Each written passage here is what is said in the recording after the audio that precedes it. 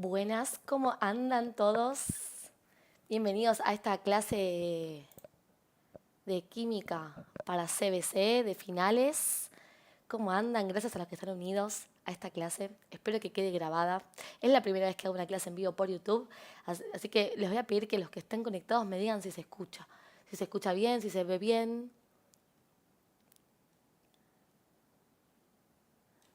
Bueno, estamos a punto de arrancar. Cuando me confirman más o menos cómo estamos, les cuento que voy a estar haciendo un final, ejercicios de final para CBC, de un final de CBC que se tomó el cuatrimestre pasado. Este final me lo pasaron hace poquito, está bastante interesante. No voy a hacer probablemente todo el final porque contamos con una horita, pero probablemente hagamos gran parte de ese final. Y principalmente los ejercicios más complejos, aquellos que a la mayoría más le cuesta. Estamos hablando de soluciones, estequiometría, equilibrio químico, un poquito del primer parcial también seguramente va a entrar. Así que bueno, si estamos, ¿se escucha bien? Bueno, muchas gracias por avisarme. Vamos a comenzar entonces con la transmisión de la pantalla. Ahí está. Y vamos a comenzar con este parcial, con este final que se tomó en el 2022. O sea, es un final bastante cercano a lo que podría parecer mañana. Acá copié solamente los ejercicios. Sí, se ven un poco borrosos, pero los voy a leer para ustedes, para que se entienda y lo podamos resolver. El primer ejercicio dice entonces, un comprimido contiene 1,25 gramos de esta molécula, que no hace falta que la sepas nombrar, pero sí ya estaría bueno que identifiques quiénes son los elementos que la componen, ¿no? Los átomos. Calcio, carbono, oxígeno, 3. Probablemente carbonato de calcio sería su nombre. Dice que tenemos de esto entonces 1,25 gramos. Luego dice que, sabiendo que la dosis diaria habitual es de 3 comprimidos, indicar la masa de calcio en gramos que se ingiere diariamente. Entonces, sabemos que esta es la masa de un comprimido de esta molécula. Como tengo que ingerir 3 comprimidos, vamos a multiplicar por 3 para conocer la masa total de la molécula que vamos a estar ingiriendo. Entonces voy a hacer 1,25 por 3, lo cual me da 3,75 gramos. Y con esto lo que tenemos es el total de carbonato de calcio que consumimos. Ahora yo quiero saber qué masa de calcio representa eso. Y para eso nos vamos a abocar a trabajar con la masa molar de la molécula y la masa atómica del calcio. Para calcular la masa molar de la molécula, tengamos en cuenta que contamos con un calcio más un carbono más 3 oxígenos. Vamos a buscar la masa molar del calcio, del carbono y del oxígeno en la tabla periódica para conocer la masa molar de toda la molécula. La masa molar del calcio es 40 gramos mol, la del carbono es 12 gramos mol y la masa molar del oxígeno es 16 gramos sobre mol. Todo esto lo buscamos en la tabla periódica. Y haciéndolo esa operación planteada, o sea, 40 más 12 más 3 por 16, tenemos entonces 100 gramos, gramos sobre mol, la masa molar del carbonato de calcio. Ahora, ¿cómo puedo interpretar esta expresión? Que uno suele hacerla directamente con la calculadora, ¿no? Pero la expreso escrita no por nada, sino porque esto se puede leer como que en 100 gramos mol de la molécula, o bien en 100 gramos de molécula, tenemos 40 gramos de calcio, o bien podemos decir 12 gramos de carbono, o bien 3 por 16 gramos de oxígeno. O sea que se puede armar una regla de 3 entre la masa molar del compuesto y qué masa de alguno de esos átomos contiene. Y como yo necesito saber la masa de calcio que estoy consumiendo y sé que consumo en total esta masa de toda la molécula, fíjate que el interés del ejercicio es relacionar la masa de toda la molécula con la masa de calcio que ella contiene. Por lo tanto, a partir de esto que escribimos acá, vamos a decir que si sabemos que en 100 gramos de toda la molécula hay 40 gramos de calcio, entonces en 3,75 gramos de toda la molécula, ¿qué masa de calcio habrá? Y hacemos regla de 3 simple, 3,75 por 40 dividido 100, y esto nos da 1,5 gramos masa de calcio. Y listo, así termina el ejercicio. Desde ya que los ejercicios de finales son más difíciles de interpretar que los de parciales, porque probablemente en un parcial nunca hiciste un ejercicio como este. Pero fíjate qué fácil se puede terminar de resolver si tenés una idea más o menos. Vamos a subir un poquito porque no se ve por mi pantalla. Ahí está. Si tenés una idea más o menos de cómo relacionar datos, en este caso masas. Entonces, con una simple regla de 3 que la razonamos, podemos calcular la masa molar, la masa de calcio que contiene esa masa de la molécula completa. ¿Qué tema es este? Magnitudes atómico-moleculares. O sea, si te querés ubicar en un tema, es magnitudes. Aunque estaría bueno que lo puedas razonar dentro de la química y no tengas que pararte sobre un tema en específico. Eso a veces puede mezclar, a menos que sea muy claro a qué temas nos estamos refiriendo, ¿sí? Primer punto del final, entonces, resuelto, es esto, ¿sí? Vamos a ir con el siguiente.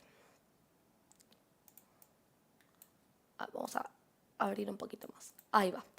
Bueno, dice, un recipiente rígido de 10 decímetros cúbicos contiene dióxido de carbono. Voy a ir copiando los datos. Volumen, 10 decímetros cúbicos. La molécula es dióxido de carbono. A 20 grados centígrados tenemos ahí la temperatura. Manteniendo constante la temperatura, se agregan 0,700 moles de oxígeno. O sea que tenemos un estado inicial en donde el recipiente contiene únicamente dióxido de carbono, y a esto se le agregan moles de oxígeno 2 y eso lo podemos pensar como un estado final. ¿Por qué? Porque probablemente datos de volumen o temperatura puedan llegar a cambiar. O bien de presión. Si ya estás ubicado en tema con la lectura del enunciado, sabrás o te darás cuenta que se trata sobre gases, ¿no? Entonces, dice que se agregan 0,700 moles de oxígeno 2 y aclara que eso sucede manteniendo constante la temperatura. O sea que la temperatura final también va a ser 20 grados centígrados.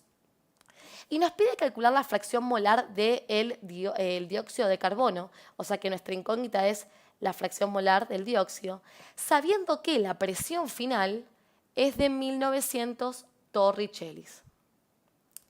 Bueno, ¿qué más podemos sacar del enunciado antes de comenzar a pensar el ejercicio?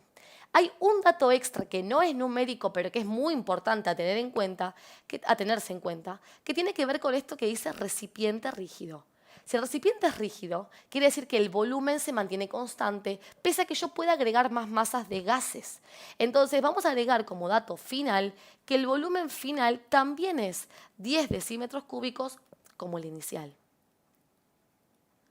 Bien, entonces, planteado todos los datos que nos han enunciado, vamos a comenzar a resolver el ejercicio.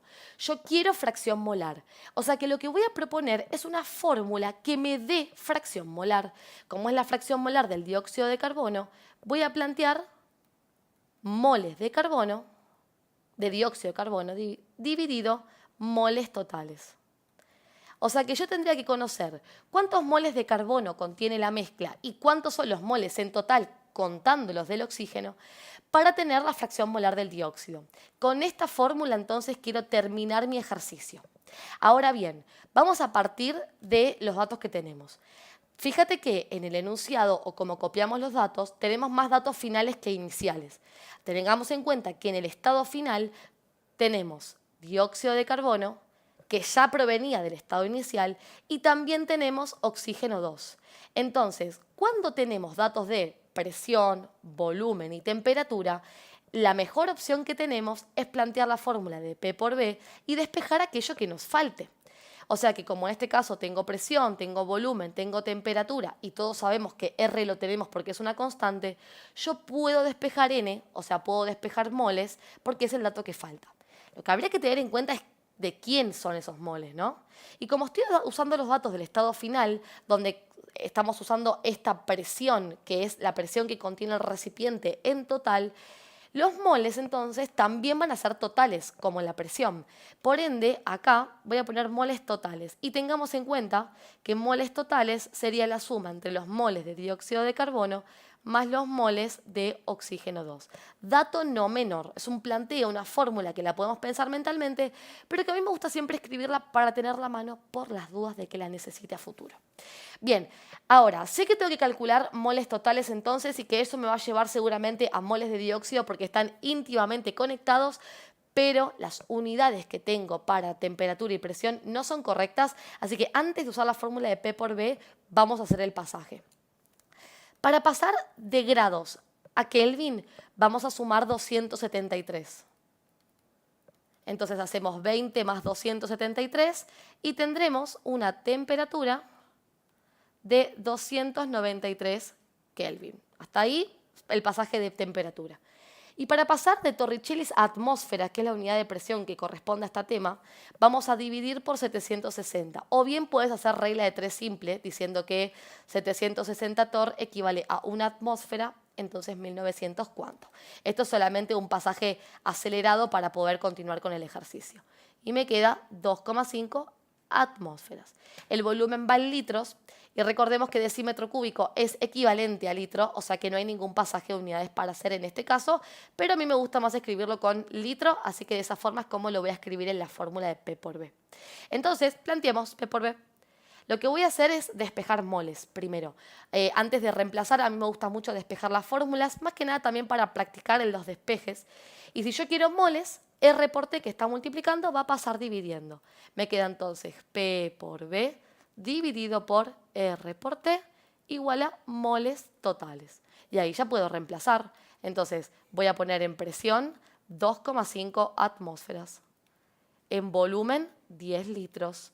R 0,082 litro por atmósfera sobre Kelvin mol, la constante de los gases ideales, por la temperatura, que es 293 Kelvin, y eso me va a dar los moles totales. Entonces, resuelvo esa operación, que para quien se confunde en esta parte, les voy a dar un tip. Pueden hacer las cuentas por separado, eso sería lo ideal, o sea, resolver el numerador por un lado, el denominador por el otro, y después resolver la división. O bien tengan en cuenta que pueden hacer toda la operación junta usando paréntesis, ¿sí? Quizás en el numerador el paréntesis no hace falta, pero en el denominador sí o sí.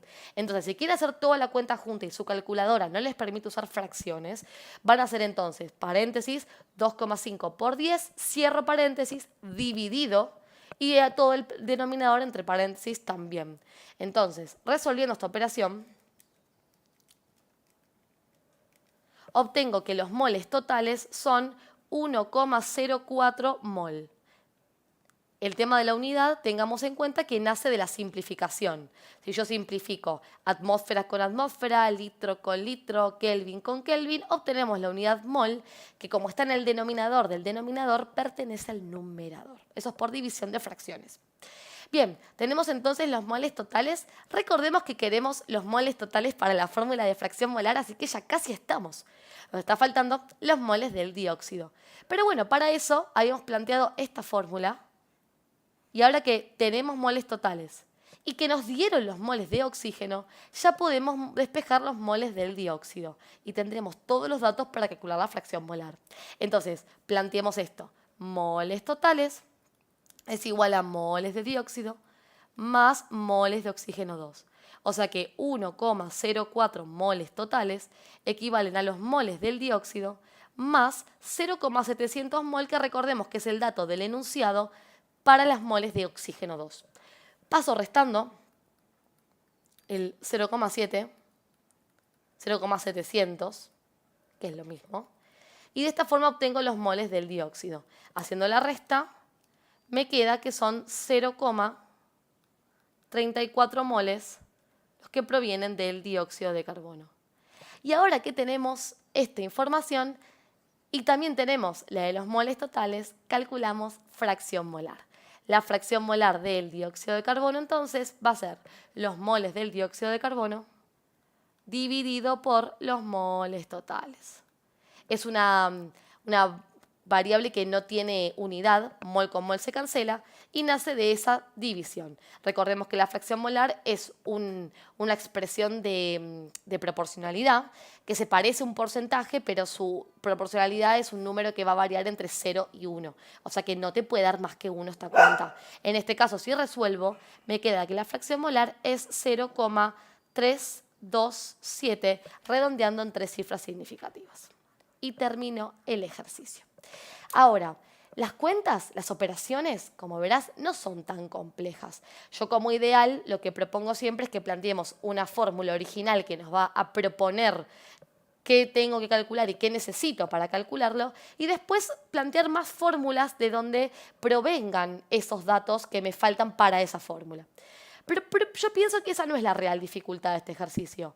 La real dificultad de un ejercicio de gases es ordenar correctamente los datos, tener en cuenta estos datos constantes que tiene el enunciado, como por ejemplo acá el volumen y la temperatura, como para usarlo para estados finales o iniciales, depende de qué nos estén dando.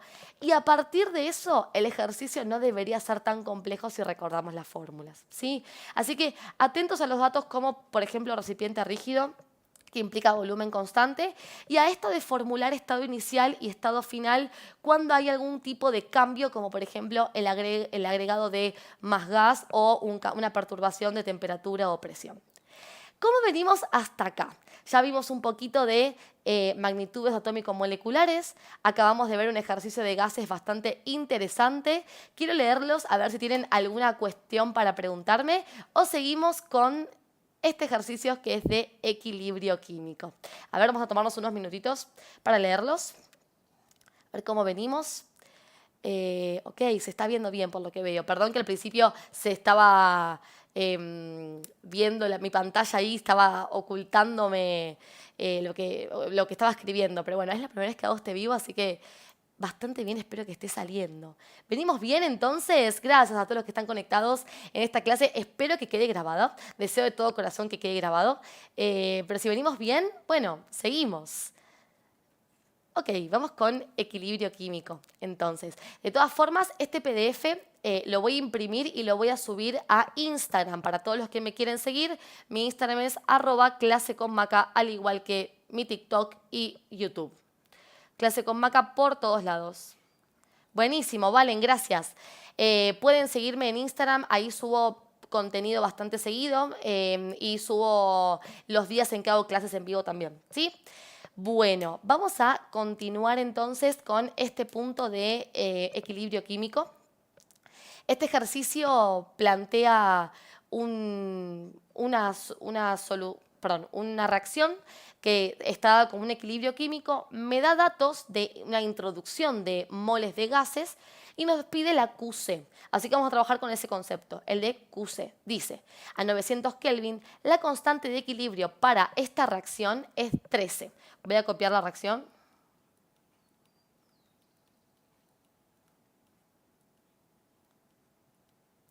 Y voy a copiar también la KC. 13,0 o 13 es lo mismo. Vamos a seguir. Dice, a dicha temperatura, en un reactor de 5 litros, ahí tenemos el volumen, se introdujeron de esta molécula, que es un reactivo, 0,0600 mol. De oxígeno 2, 1 mol. Y de SO3, 0,800 mol. Se introdujeron, o sea que es el momento inicial de la reacción. No pretendamos pensar que estamos en equilibrio, aunque podría, porque en este caso, a diferencia de muchos ejercicios de parciales quizás, tenemos dato de absolutamente todos los compuestos que pertenecen a la reacción, ya sean reactivos o productos. Es por eso que el ejercicio se trata sobre el cálculo de QC, el cociente de reacción, el cual nos permitirá evaluar si la reacción está en equilibrio con estas cantidades propuestas o si evoluciona a reactivo o si evoluciona en producto, que esa es la cuestión del punto B. En caso de que el sistema no se encuentre en equilibrio, indicar hacia dónde evoluciona. Bueno, para plantear entonces la fórmula de QC, primero tengo que tener datos de concentración molar. En este caso tengo moles. Así que para pasar a molaridad, vamos a tomar el volumen, vamos a tomar los moles y los vamos a dividir por el volumen en litros. Para que tengan una idea de una forma rápida para pasar de datos de cantidad a molaridad, si tienen masa, de una cierta sustancia en gramos, al dividirla por su masa molar, obtenemos moles. Y los moles, al dividirlos por el volumen en litros, nos proveen la molaridad. Desde ya que pueden hacer reglas de 3 simple y razonamiento, de hecho lo prefiero, pero en una instancia de examen final, este tipo de trucos nos viene genial para no cometer errores de reglas de 3. Entonces, ¿ahí se ve bien? Sí. Vamos entonces a pasar todos los moles, en este caso, a molaridad. Como tengo mol, directamente voy a dividir por el volumen en litros para obtener la concentración molar de cada gas. Por lo tanto, a esto lo voy a dividir por 5 litros, a esto lo voy a dividir por 5 litros y a esto de por acá también, que espero que se esté viendo, si no lo voy a correr un poquito para el costado. Ahí está. Entonces vamos a resolver esas operaciones. 0,0600 dividido 5 me queda 0,012 molar. 1 dividido 5, 0,2 molar. Y 0,800 dividido 5, 0,16 molar. Ahora que tengo entonces todas las concentraciones molares, vamos a plantear la fórmula de QC, que es la misma fórmula de la KC, pero con concentraciones que no están precisamente en el equilibrio. Entonces vamos a plantear la fórmula teniendo en cuenta que arriba va la concentración de los productos. En este caso sería SO3. Entonces digo concentración molar de esta molécula y le voy a elevar a el coeficiente estequiométrico que tenga en la reacción, o sea, en este caso al cuadrado. Y en el denominador van las concentraciones de los reactivos, o sea, la concentración de SO2 y la concentración de oxígeno 2. Lo mismo, para SO2 vamos a poner como potencia a el 2, que es su coeficiente estequiométrico, y en el caso de oxígeno gaseoso, acá habría un 1, así que no hace falta elevar a la 1, pero ese es el número que tendría como potencia si se lo pusiéramos. Bien, entonces ahora voy a reemplazar la fórmula de QC con todos los datos planteados de concentraciones molares que lo tomamos como dato y lo dividimos por el volumen. Entonces, para el primer óxido, el óxido sulfúrico, el SO3, vamos a reemplazar por 0,16. Tengamos en cuenta que la QC es una constante, o sea que no vamos a usar unidades cuando reemplazamos. Luego, para el óxido sulfuroso, el SO2, vamos a reemplazar por el dato que es 0,012 molar al cuadrado y para oxígeno 2, 0,2. Bueno, acá les doy el mismo tipcito para hacer la ecuación. Si vamos a hacer una división, perdón, no una ecuación, una división de fracciones y en el denominador hay operaciones como una multiplicación o una potencia, a la hora de dividir use paréntesis en el denominador. Me parece súper, súper importante. Entonces hago 0,16 al cuadrado dividido 0,012 al cuadrado por 0,2. Y resolviendo esta operación me da que la QC equivale a 889. Entonces, fijémonos lo siguiente. La respuesta del punto A la tenemos dada. La QC es este valor. Ahora, ¿qué pasa con el punto B? Me pide comparar para saber hacia dónde evoluciona la reacción. Para poder reconocer esto, voy a comparar QC con KC. Comparo KC y QC. Bien. Obviamente la mayoría va a llevar estudiado de memoria qué pasa con la QC, qué pasa con la KC, cómo es la comparativa para saber para dónde evoluciona. Pero lo podemos pensar desde la proporcionalidad para que sea un poquito más fácil. Fíjense lo siguiente. En este caso, QC es bastante mayor que la KC, dado que QC tiene un valor de 889 en este estado de la reacción y la KC es 13, o sea que la QC es mucho mayor. Ahora, fíjate que la fórmula de QC o de la KC contiene en el numerador a los productos. Eso quiere decir que QC es directamente proporcional a la concentración de productos. Obviamente lo mismo pasa con con KC. KC es la misma fórmula, o sea que también es directamente proporcional a la cantidad de productos. ¿Y qué tiene que ver eso con esto? Bueno, que si yo pienso que si yo veo, que la QC es mayor que la KC, también puedo pensar entonces que la concentración de productos en el estado en el que estoy calculando la QC es mayor que la concentración de productos en el estado de KC, que es el mismísimo equilibrio. Entonces, en este momento, tengo un exceso de concentración de productos respecto a lo que debería haber en el equilibrio. Entonces, si hay un exceso de producto, la reacción para restaurar el equilibrio, ¿hacia dónde va a querer evolucionar? Y bueno, hacia reactivo, porque evolucionando hacia reactivo, la concentración de producto disminuye y puede lograrse esto de que se equipare la concentración de productos que tenemos en este momento a la de equilibrio. Entonces, QC mayor que KC implica exceso de productos respecto al equilibrio. Exceso de productos implica que para recobrar el equilibrio evolucionamos hacia reactivo. La reacción evoluciona hacia reactivo. Por ende, cada vez que tengamos esta condición, la reacción evoluciona a reactivo. Por supuesto que este razonamiento que te acabo de brindar lo podés hacer al contrario. Si la QC es menor que la KC, implica que la concentración de productos en ese momento de la reacción es menor que la concentración de productos que debería haber en el equilibrio. Para restaurar el equilibrio, la reacción va a querer que esa cantidad de productos aumente y por ende evolucionaría hacia producto. O sea que, a fin de cuentas, si la QC es mayor que la KC, la reacción evoluciona a reactivo. Y si la QC es menor que la KC, la reacción evoluciona a producto. Y si son iguales, bueno, la reacción está en equilibrio y no hay una evolución determinada. ¿Sí? Es para ambos lados. ¿Se detiene la reacción? Pregunta capciosa. ¿Se detiene la reacción por estar en equilibrio? No, no se detiene la reacción. Pasa que no hay una tendencia hacia un u otro lado de la reacción. Bueno, entonces, hasta acá este ejercicio de equilibrio que está buenísimo, la verdad es bastante interesante, que tiene que ver con QC, cociente de reacción y evolución de la reacción. Vimos entonces, repasamos para los que se hayan unido en esta última instancia. Acabamos de ver un ejercicio de magnitudes atómico-moleculares.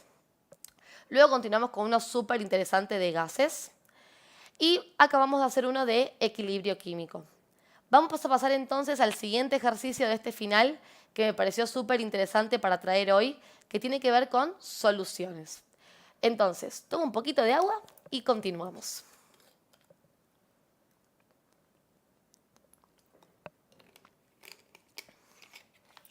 Buenísimo.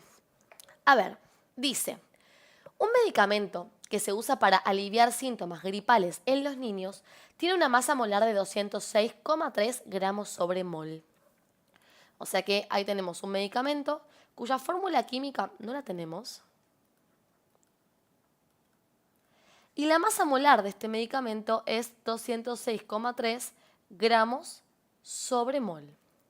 Luego dice que se aconseja ingerir diariamente 700 miligramos repartido en 3 dosis. O sea que de este medicamento se consume en total 700 miligramos, pero que se divide en 3 dosis. Dice, indicar cuál de las siguientes soluciones del medicamento debe utilizarse. Y me dan opciones en molaridad, que tenemos gramos sobre centímetro cúbico, que eso es densidad, y por último porcentaje masa sobre volumen. Entonces, chequemos bien los datos que tenemos para poder utilizar una concentración. Yo necesitaría tener, por lo pronto, la cantidad de soluto que está disuelto en solución y qué cantidad de solución tengo para poder abordar alguna de los tipos de concentración que tenemos en las opciones. Entonces, el dato que me dan de cantidad de solución son estos 10 mililitros, porque me dice que cada dosis que tomo es de 10 mililitros en total. Y adentro de cada dosis está el medicamento. O sea que ese volumen de 10 mililitros sería el volumen de cada dosis que contiene el soluto medicamento para aliviar síntomas gripales. Ahora, esos 10 mililitros es cada dosis que lo tiene. Y yo tengo que repartir estos 700 miligramos en 3 dosis y cada una de ellas es de 10 mililitros. Por lo tanto, lo que vamos a hacer es dividir a esta masa por 3 para ver qué masa contiene cada dosis de esta solución. Divido por 3 y me queda 233 miligramos. O sea que la cantidad de soluto que hay cada 10 mililitros es 233 miligramos. Y con esta información yo puedo calcular la concentración de mi medicamento. Ahora, primero los gramos los vamos a medir siempre, la masa la vamos a medir siempre en gramos, así que voy a dividir por 1000 para hacer el pasaje de miligramos a gramos. Esto me queda 0,233 gramos. Luego voy a tener en cuenta que debo calcular la molaridad y tengo que calcular también porcentaje masa sobre volumen y en un ratito hablamos sobre densidad. O sea que para calcular porcentaje masa sobre volumen, los datos que tengo ya me alcanzan.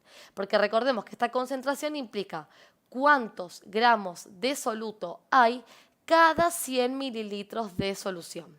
Y como tengo el dato en gramos de soluto y su proporción en mililitros de solución, ya puedo hacer regla de 3 simple para calcular el porcentaje masa sobre volumen.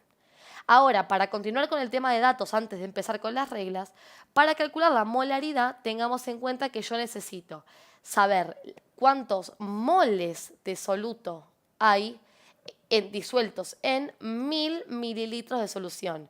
O sea que como dato yo tendría que tener moles de soluto y en cuántos mililitros de solución están disueltos esos moles de soluto para luego poder plantear una regla de 3 que me provea la molaridad.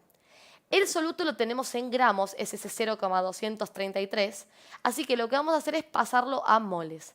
Como aprendimos un poquito más arriba, podemos hacer esto que planteé en la nube verde.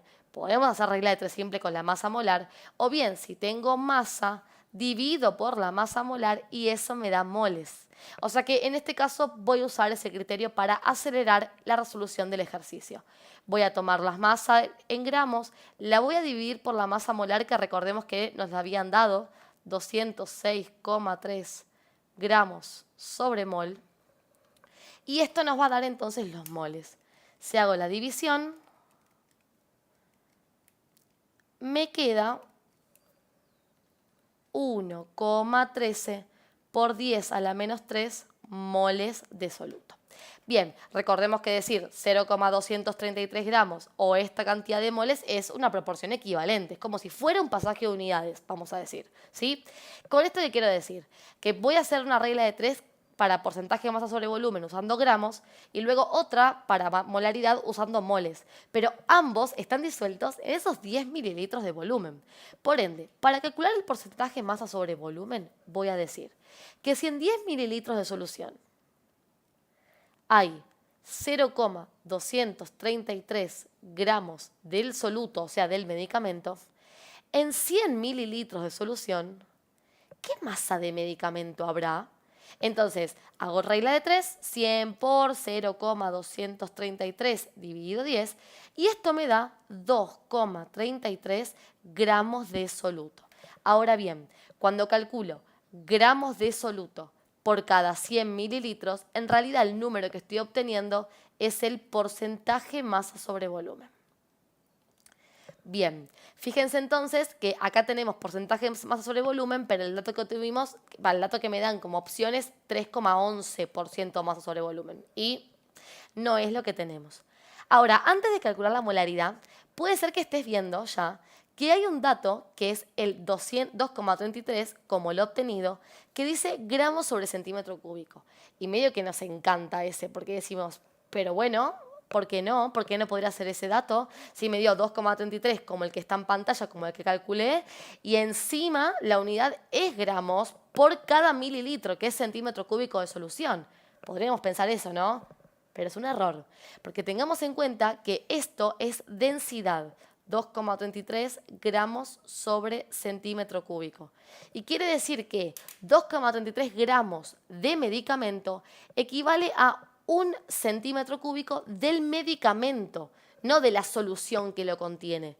Y tengamos en cuenta que estos 100 mililitros que tenemos acá no es el medicamento completo, es la solución que contiene medicamento. Seguramente ese medicamento esté disuelto en un solvente. O sea que no puedo pensar que la respuesta correcta es la C, pese a que el número es el mismo, porque para calcular densidad tendremos que haber hecho masa del medicamento dividido volumen del medicamento propiamente dicho y no del volumen que lo contiene. Entonces, esto no lo tenemos como para calcular porque no tenemos el volumen de medicamentos, o sea, no tenemos el volumen que significa 0,233 gramos y esta opción, aunque parezca hermosa, no es correcta. ¿Sí? Así que nos queda calcular la molaridad para terminar el ejercicio, a ver cuál de las primeras opciones es. Y bueno, como para calcular molaridad yo tengo que usar moles, voy a usar este dato para mi regla de 3. Entonces, voy a decir que si en 10 mililitros de solución hay 1,13 por 10 a la menos 3 moles del medicamento, o sea, del soluto, en 100 mililitros, en 1000 mililitros de solución, que para quien use un litro es lo mismo. A mí me gusta usar mucho mililitros porque son las unidades que más se usan dentro de esta materia. Pero si usás litro, está más que bien. En 1000 mililitros entonces, ¿cuántos moles habrá? Y cuando calcule cuántos moles de soluto hay en 1000 mililitros, lo que obtuve es la molaridad.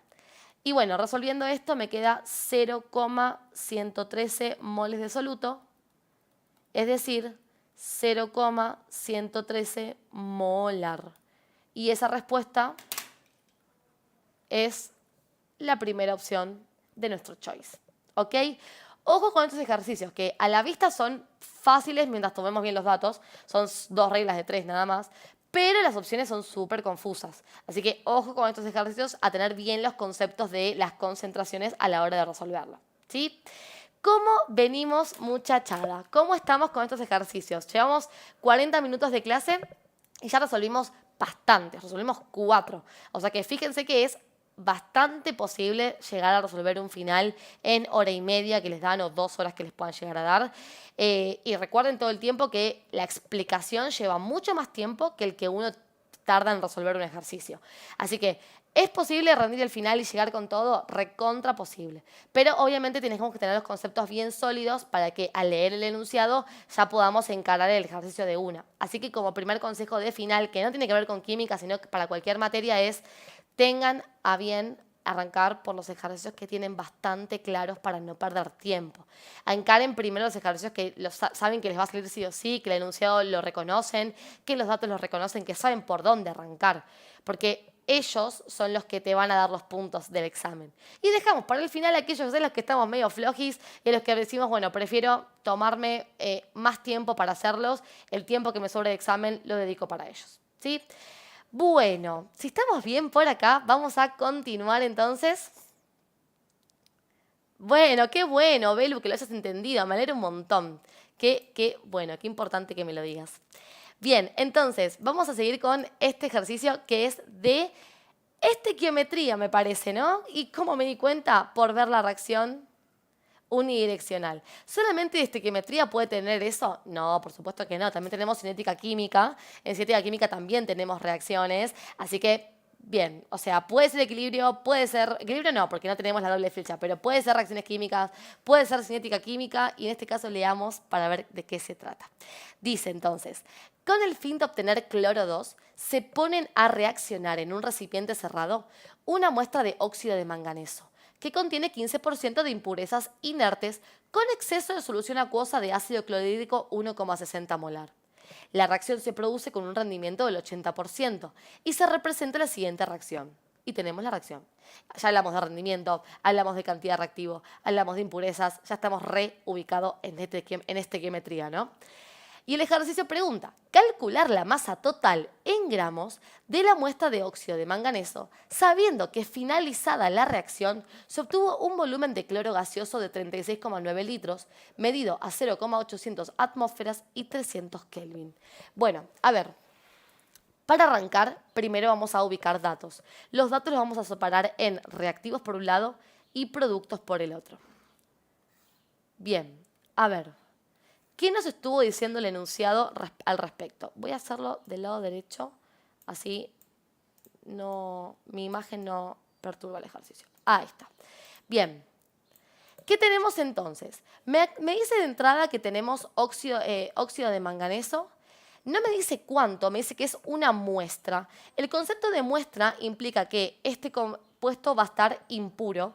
La muestra es el 100% de material que contiene el óxido, pero me aclara el enunciado que si bien yo no sé qué masa de muestra hay, un 15% de esa masa va a ser impura. O sea que voy a poner 15% de impurezas. como mucho trabajar con impurezas no me gusta, voy a pasar el porcentaje de impurezas a porcentaje de purezas. ¿Cómo? Bueno, teniendo en cuenta que del 100%, si 15% es impuro, el resto es puro. Y para hacer esa operación haremos 100% menos 15%, lo cual me da 85% de pureza. Bien, no tenemos la masa a la que se corresponde ni el 85% ni el 100%, así que esa es toda la información para este óxido que puedo tomar. Después, me dice que la reacción, que el óxido de manganeso reacciona con ácido clorhídrico en exceso. Como en este caso no me preguntan sobre el ácido clorhídrico, el dato que me dieron, que es la concentración molar, voy a evitar usarlo y ponerlo. ¿Por qué? Porque ya sabemos que es el reactivo en exceso y no va a darme datos sobre las cantidades producidas de producto ni las cantidades usadas del óxido de manganeso. ¿Por qué? Porque tengo de más. O sea, hay parte de ese ácido clorhídrico que se va a guardar. Entonces, el dato de 1,60 molar por el momento lo voy a evitar. Sigue el ejercicio, el enunciado, y me dice que tenemos un rendimiento del 80%, así que vamos a anotar eso como dato de producto, porque recordemos que el rendimiento afecta a los productos. Y me dan la reacción, que la voy a copiar por acá. Manganeso. No voy a copiar los estados de agregación, los voy a leer directamente desde el enunciado. H2O más cloro 2. Bien, entonces, ahora dice, calcular la masa total en gramos de la muestra del óxido de manganeso. O sea que mi incógnita es esto que habíamos tomado acá, el 100% de óxido de manganeso que contiene 85% de este óxido, de este reactivo. Y dice que, sabiendo que finalizada la reacción, se obtuvo un volumen de cloro gaseoso, que vendría a ser esta molécula de acá, cloro 2, de 36,9 litros, o sea que tengo el volumen de cloro, medidos a 0,800 atmósferas, eso es presión, a 300 Kelvin, lo cual tenemos acá como temperatura. Ya si lees esos datos te tienen que estar sonando gases, ¿no? P por B. Aparte te dijo cloro gaseoso, o sea que medio que el ejercicio ya te ubicó en tema. Bien, ¿qué vamos a hacer con esos datos? Yo te invito a que cada vez que estés en un ejercicio de estequiometría, trates de que tus datos estén en gramos o en moles. O sea, volumen, presión y temperatura, así como tal, no me estarían sirviendo para luego realizar la estequiometría. Así que lo que voy a calcular con ellos es moles. Voy a plantear la fórmula de gases ideales, P por B igual a N por R por T, y voy a despejar los moles de cloro 2 que se produjeron. Paso dividiendo R por T y vamos a reemplazar. Entonces, en presión tenemos 0,800 atmósferas por volumen 36,9 litros. R es 0,082 litros por atmósfera dividido Kelvin por mol y la temperatura de 300 Kelvin. Esto me va a dar entonces los moles de cloro 2. Tenemos entonces 0,800 por 36,9 dividido entre paréntesis 0,082 por 300. Y esto me da 1,2 moles, que son los moles de cloro 2 producidos. Bueno, acá, dato hiper mega importante que no te podés olvidar. Como estos son los moles de cloro que se produjeron, no son los estequiométricos. Ya están afectados por el rendimiento, o sea, por este 80%. Por lo tanto, lo que vamos a hacer es calcular cuántos hubieran sido los moles que yo hubiera querido producir con el óxido de manganeso utilizado. Los llamados moles estequiométricos, o bien, el producto estequiométrico, es decir, al 100%. Entonces, como yo sé que estos moles ya están afectados por el rendimiento, o sea que representan el 80% de producto que yo deseaba obtener, voy a hacer una regla de 3 donde proponga cuánto es el 100. Entonces digo, si 80% es la cantidad de producto dado en el enunciado, o sea, 1,2 moles, entonces el 100%, ¿cuánto será? Entonces ahí hago 100 por 1,2 dividido por 80, que me queda 1,5 moles. Estos moles de cloro 2, repito, no son los que se produjeron, pero sí son los que yo esperaba que se produzca con esa cantidad de reactivo que estoy buscando. Entonces, de ahora en más, cada vez que tengo producto dado en el enunciado, le tengo que calcular el 100% para poder utilizarlo en la estequiometría. Una vez que tengo eso entonces, y ya tomé todos los datos, voy a irme a armar el cuadro estequiométrico. Hay gente que evita hacer esta parte, que me parece súper bien y lo puedes pensar mentalmente. A mí me gusta el cuadro siempre hacerlo. Entonces, ¿cómo lo planteo? En este cuadro vamos a colocar una primera fila que va a contener moles, la relación en moles de la reacción, una segunda fila que va a contener la relación en masa y por último, datos. Vamos a hacer una columna para cada elemento. Vamos a separar también reactivos de productos. Ahí va. Acá no hace falta que completes todo el cuadro porque lo que se va a usar como datos para hacer las reglas de 3 simple son los datos del reactivo que busco, que es manganeso, oxígeno 2, y el dato de producto dado, que es cloro 2. Pero yo lo voy a completar todo para que vos lo puedas ver, ¿sí? Entonces, en moles vamos a poner los coeficientes estequiométricos, o sea, los numeritos que aparecen delante de cada molécula en la reacción. Es decir, que sería 1 mol para este, cuando no hay nada, es 1. 4 mol para el ácido clorhídrico, 1 mol para el cloruro de manganeso, 2 moles para el agua y 1 mol para el cloro 2. En la siguiente fila vamos a poner masa. La masa se plantea como la masa molar de cada compuesto multiplicado por el número de moles, o sea, por la fila que pusimos como primera fila, los números que pusimos en la primera fila. Ahí está. Entonces, lo que vamos a hacer es calcular las masas molares de cada compuesto, que por si te confunde, ten en cuenta que tenemos que calcular la masa molar del compuesto sin el numerito de adelante, o sea, sin los moles estequiométricos. Se va a calcular estas masas de acá. Ten en cuenta que en el enunciado principal del final te van a dar las masas molares de las masas, las AR, las masas atómicas de cada átomo.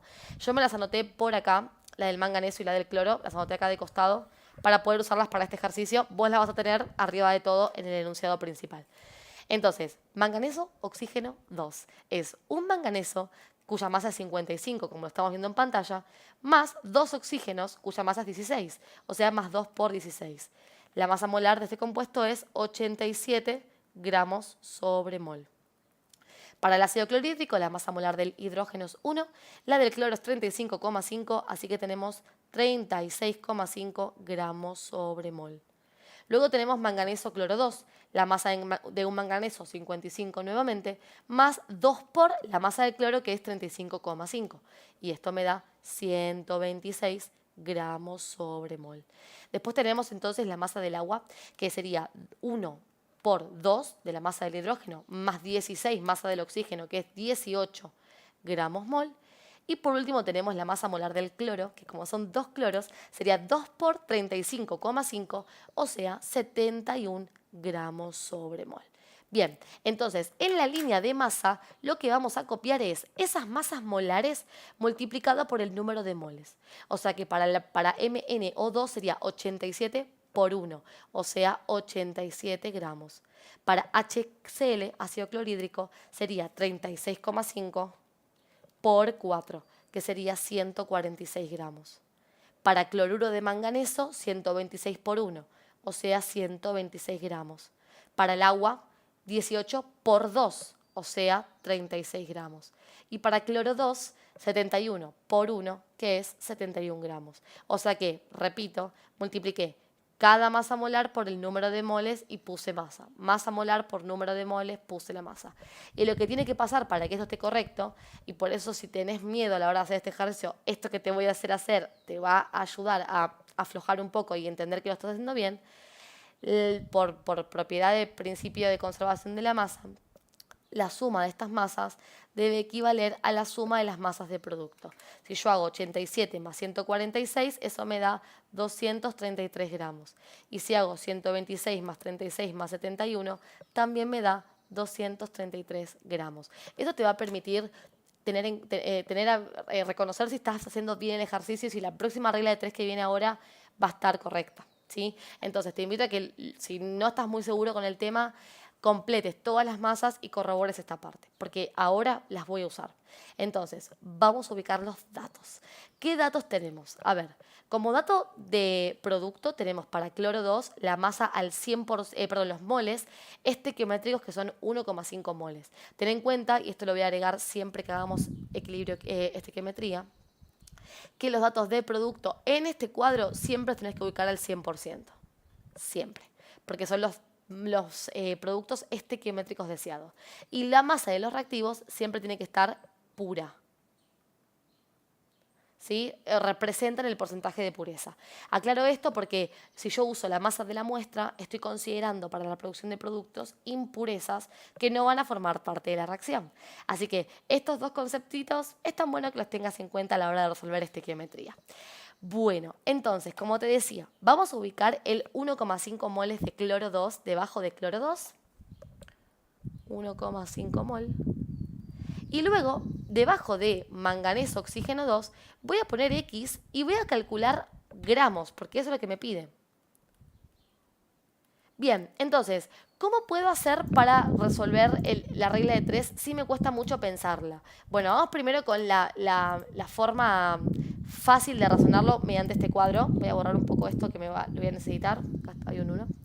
La forma fácil a través del cuadro es pensar que de cada columna voy a tomar el dato de estequiométrico que se coincide con la unidad del dato que tenemos que medir en el enunciado. Es decir, para cloro 2 yo tengo moles como dato. Entonces voy a usar los moles estequiométricos. No uso el 71 gramos, uso moles.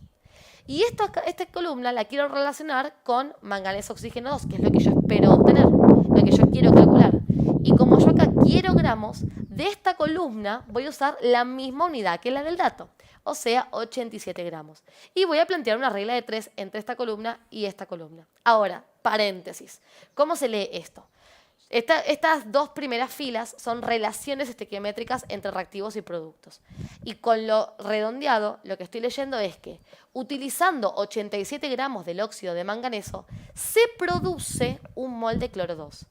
Entonces, ¿con cuántos gramos yo produciría 1,5 moles? Ese es el razonamiento de este cuadro estequiométrico. Esta parte de acá son los datos que conocemos, las relaciones conocidas entre reactivos y productos, y esta parte de acá es lo que yo quiero obtener, el dato que me están pidiendo. Entonces, si lo tomamos como lo redondeado, la regla de 3 simple sería de derecha hacia izquierda y sería, si con un mol de cloro 2 se produce a partir de 87 gramos de óxido de manganeso, o sea, lo primero con lo primero de cada columna, lo primero que remarqué en cada columna, entonces, con 1,5 moles de cloro 2, ¿cuántos gramos del óxido de manganeso utilizaré? Entonces hago 1,5 por 87, divido 1, y esto me da 130,5 gramos del óxido de manganeso. ¿Sí? O sea que del cuadro sale la regla. Si te complica mucho hacer hacer la regla mentalmente o como con algunas masas molares sueltas por ahí, que es como se suele hacer, hacete el cuadro. El cuadro te da la regla directamente. Pero ojo, que acá no terminó. Primero, redondeo en 3 cifras. 1, 2, 3,5. Lo borro, el 5 no redondea para arriba, así que lo obtenido son 130 gramos. Ahora, como eso obtenido es un dato de reactivo, y es un dato estequiométrico, esta es la masa pura de nuestro reactivo. Ahora, a mí el ejercicio no me pedía la masa pura de óxido de manganeso, me pedía calcular la masa total en gramos de la muestra de óxido de manganeso. O sea que yo quiero el 100%, no la parte pura. Entonces, como estos 130 gramos representan la parte pura de esa muestra, representan el 85%. Y si como yo quiero la muestra, quiero el 100%. Por ende, lo que voy a hacer es una regla de 3 más para calcular cuánto sería el 100% de esa masa calculada, sabiendo que ella representa el 85%. Entonces, si 85% son 130 gramos, entonces 100%, ¿qué masa va a ser? Y esta masa, esto 100% va a contener la parte pura, o sea, los 130 gramos, más las impurezas inertes. Y cuando hago la operación me queda 153 gramos de muestra. Y esa es la respuesta del ejercicio. ahí estamos. Bueno, por supuesto que acá me aboqué a explicarte como tips para resolver esto de la manera más eficiente posible y cosas que no quiero que te olvides. Los trasfondos teóricos son más que importantes a la hora de resolver estequiometría o cualquier tema dentro de la materia. O sea, que no te olvides de estudiar por qué tengo que calcular pureza, por qué calcular el rendimiento, calcular el 100% del producto. Aunque ya te fui spoileando algunas cosas al respecto, está bueno que los conceptos los entiendas, que no te copies. Pero de esta forma lo que yo quiero repasar antes del final, que no falta tanto para rendirlo, es que no te podés olvidar a la hora de tomar datos y a la hora de calcular datos. Y entre esas cosas, dos. Reactivos puros. Productos al 100%. Estas dos son las más importantes a la hora de trabajar con la estequiometría, ¿sí? Hay varios casos dentro de estequiometría. En este caso tomaron el caso que yo llamo calcular reactivo, pero te pueden pedir calcular producto, te pueden pedir calcular rendimiento, te pueden pedir calcular porcentaje de pureza, calcular masa reactivo en exceso. O sea que tenemos varios tópicos dentro de estequiometría, pero la forma de razonar la estructura de los datos y el planteo de las reglas es bastante similar, ¿sí? Excepto en esos ejercicios donde te piden calcular reactivo limitante, porque te dan datos de 2 reactivos, el resto siempre se hacen muy, muy parecidos. Así que puedes tomar este como modelo si es que todavía lo tenías medio flojo, ¿sí? Bueno, ¿en qué hora estamos? La 1. Voy a hacer uno más. Voy a hacer uno más que me pareció muy importante. Lamentablemente no es este, sino este, que tiene que ver con ácidos. Y con este vamos a terminar la clase de hoy, que espero que les haya gustado y que les haya servido para el lunes o para cuando estén viendo este video, porque la realidad es que espero que quede guardado para que lo pueda ver cualquiera que esté en instancia de final para química de CBC. Y este ejercicio, entonces, es sobre ácido-base.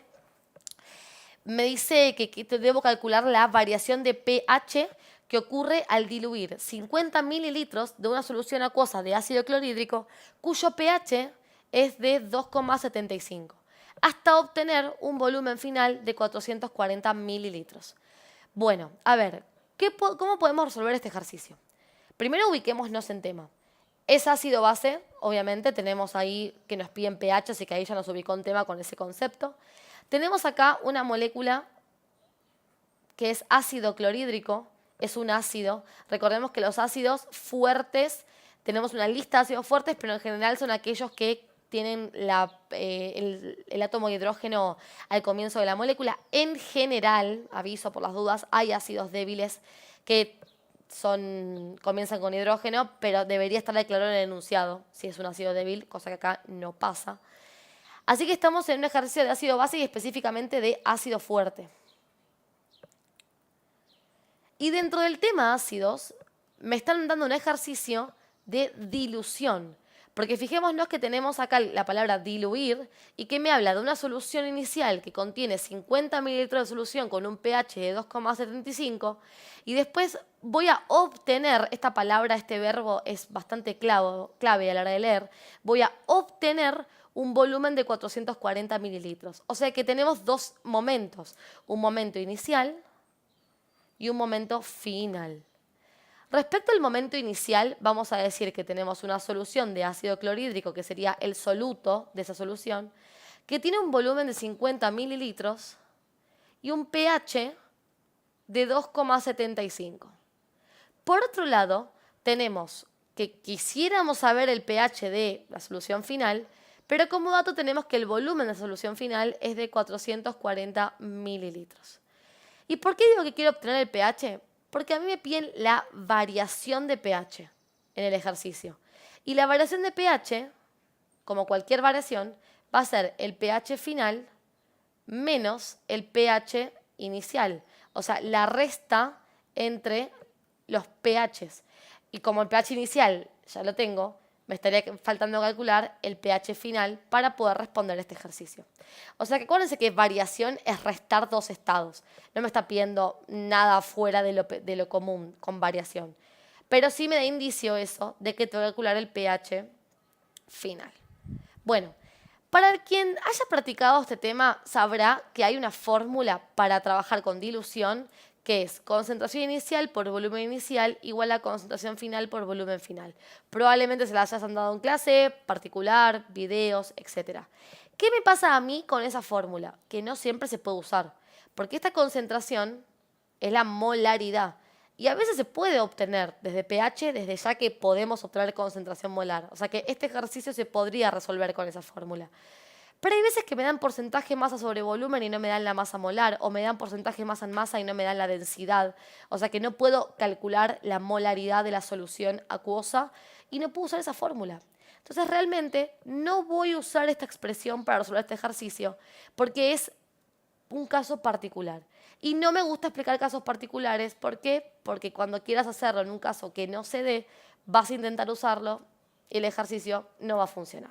O sea que lo vamos a hacer de la forma genérica, en que lo haríamos para cualquier tipo de datos. ¿Cómo? Con dilución, con el concepto de dilución. ¿Cuál es el concepto de dilución? Y que de una solución a la otra se agrega solvente, en general agua, pero no se agrega soluto. O sea que la cantidad de soluto, la cantidad de ácido clorhídrico que hay en la solución inicial es la misma que la que va a haber en la solución final. Y por supuesto que la cantidad de protones hidrógeno que haya en la solución inicial, al ser parte del soluto, también va a ser la misma cantidad de protones hidrógeno que va a haber en la solución final. Y como el pH se calcula como el menos logaritmo de la concentración de oxonios, que la concentración de oxonios es equivalente a decir la concentración de protones hidrógeno.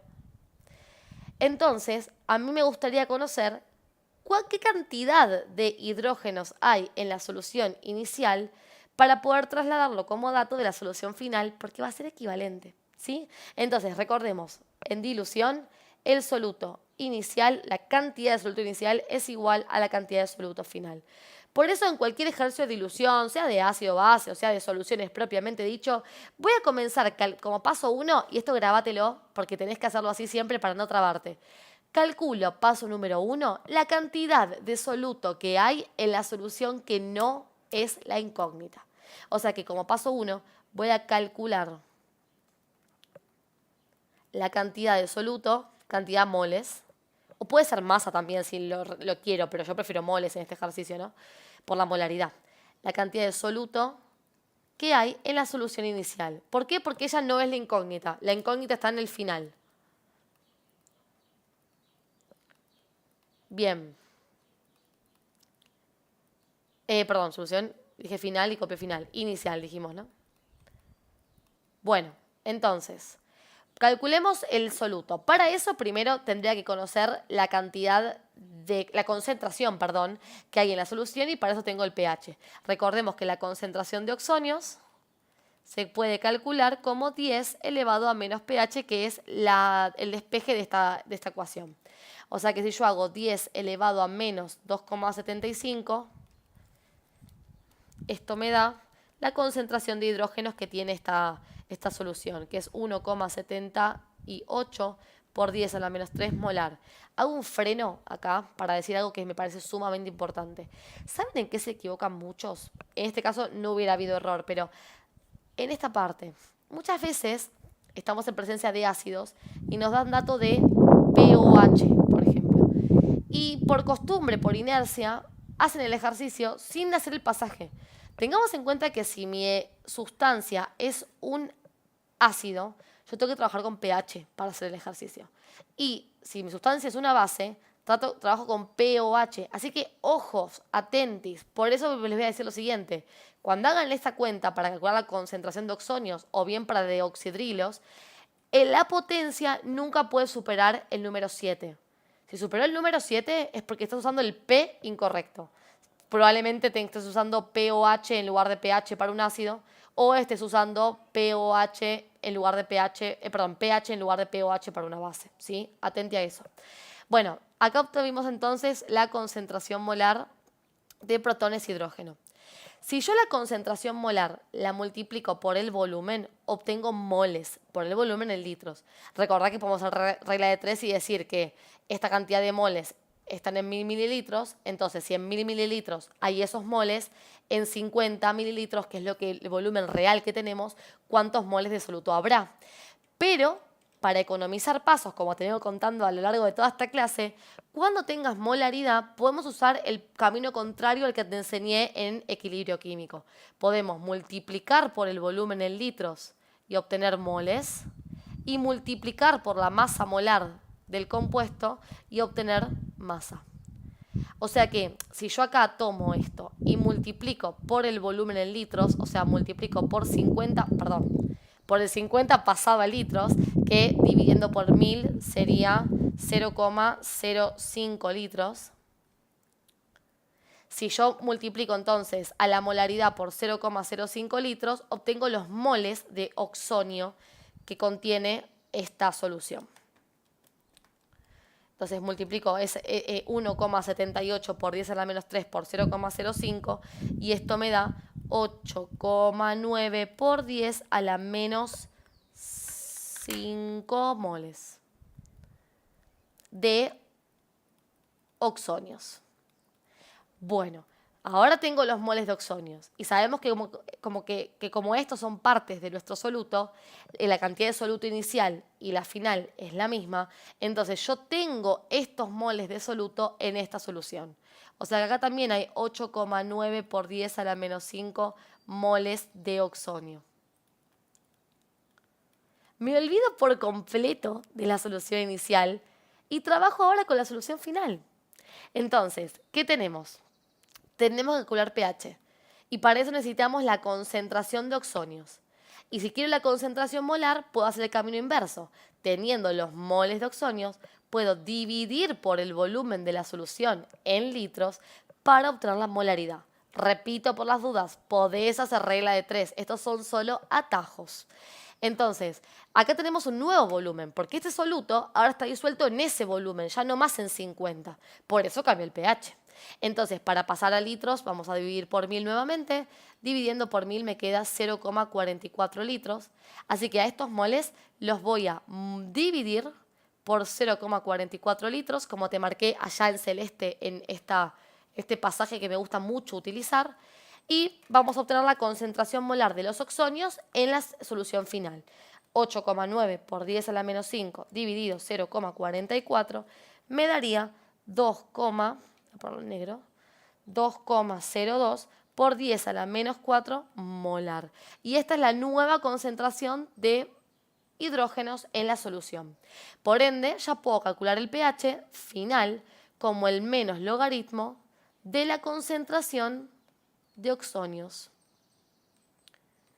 Menos log de 2,02 exponencial menos 4. Esto me da 3,69, que nos lleva a unidad. 3,69 es este pH. Y bueno, ahí tengo el pH final y este paso a paso quiero que te lo grabes para cualquier ejercicio de dilución.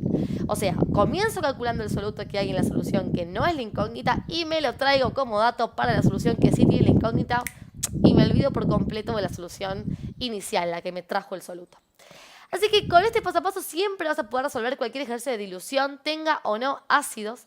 Y vamos a agregar el último paso, porque yo quería variación de pH. Así que para terminar, la variación de pH va a ser la resta entre el pH final, que es 3,69, y el pH inicial, que es 2,75. Y terminamos este último ejercicio del final, que yo sé que para muchos es un rompecabezas, pero no es tan difícil, no es tan grave, si se puede razonar, ¿no? Y listo, ahí terminamos nuestro ejercicio de ácido-base, ¿sí? Bueno, hasta acá la clase de hoy. Me tengo que ir a seguir dando clases. Les cuento para los que no saben que doy clases particulares, individuales y por Meet para consulta de dudas.